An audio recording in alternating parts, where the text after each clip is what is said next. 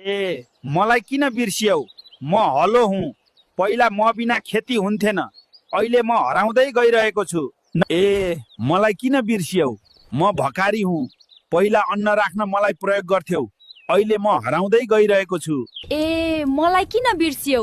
म तामाको गाग्री हुँ। पहिला मलाई पानी राख्न प्रयोग गर्थ्यौ, अहिले म हराउँदै गइरहेको छु। म ढिकी हुँ। पहिला धान कुट्न मलाई धेरै प्रयोग गर्थ्यौ, अहिले म बिस्तारै हराउँदै गइरहेको छु।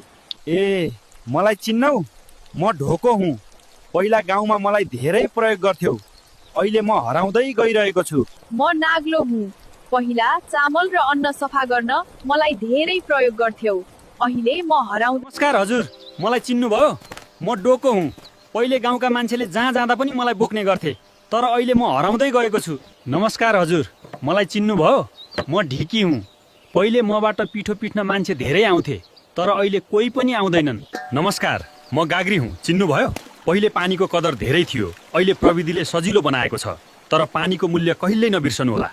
म हुँ सारङ्गी, नेपालीहरूको रैथाने बाजात। मेरो धुनमा कथा हुन्थ्यो। घरमा बिहे होस् कि मन्दिरमा पूजा, बज्ने त म नै हो हौ।